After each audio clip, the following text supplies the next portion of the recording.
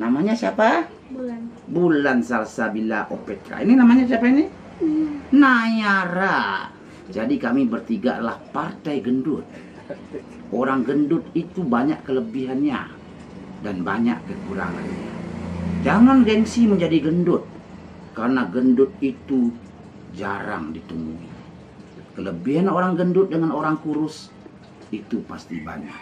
Jadi ciri-ciri orang beda orang gapuak di orang kurus.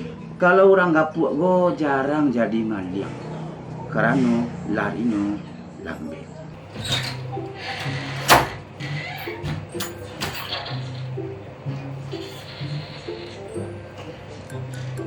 Gimana?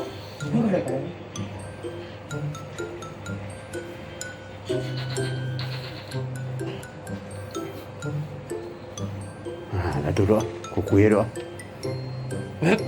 Ni kuih tu. Mak dia nak. Nampak waragu lah. Mak dia nak buat kuih yang.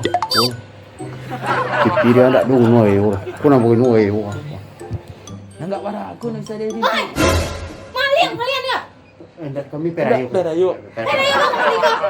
Dah. Bako pakai ninja ninja kok? Peri singgah tempat peri tadi. Dari mana kok?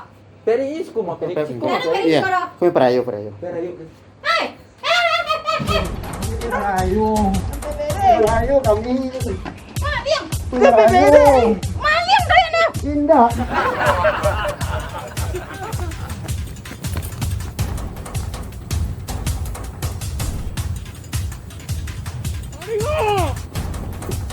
Hai. Buka. Oh,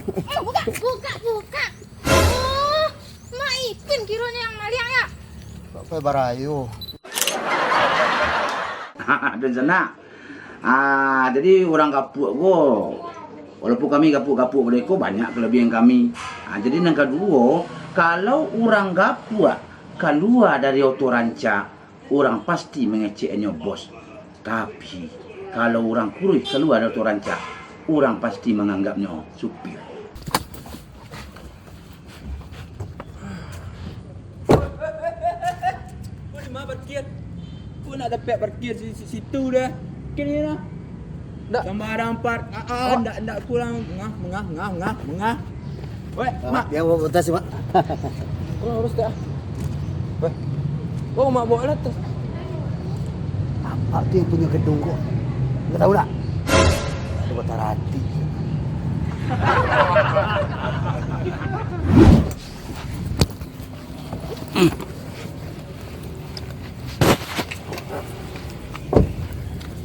Ngah. Awak tugas tak sekolah mau bawa barang-barang bos. Entah, ambil jalan bos tu kang dorong kang kan punya tu. Dapat bos tak? Tak.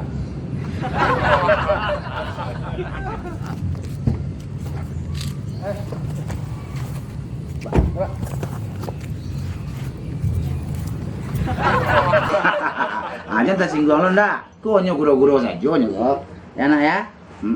Jadi walaupun kami gendut-gendut ini bertiga ya, gendut-gendut sekali ini kami nih, berarti kami sehat. Jadi kalau orang gapuk itu banyak kelebihannya ya. Kalau anak-anak gendut ini orang pasti gemas, waduh ini anak gendut siapa nih, gendut banget. Tapi coba kalau anak kurus, tak ada orang ngecek dia nak siago kurus mana. Ih, anak tengok-tengok siapa? Ini tengok mana? Ini memang. Deh, anak siapa bang kurih bana? Lu lagi makan ada makan kok. Iya, Bu. Lu kurih bana?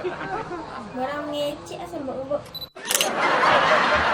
Dan sana, selanjutnya kalau orang gapuk mempunyai tingkat kebisingan rendah. Kalau orang gapuk menabrak dinding, bunyinya buk. Tapi kalau orang kurus nabrak dinding, bunyinya terang. Ini mana ya? Kita mau pesan jari yang 3 kilo. Ada orang pesan lah.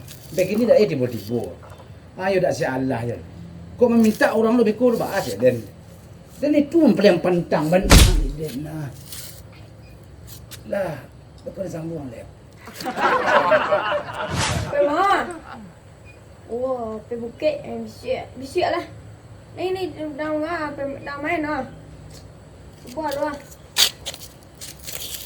Kuari nak hujan pe mikir bawah ni lah. Hujan nak meh lah ke atas ni. Kuat mau lihat dan jatuh ha.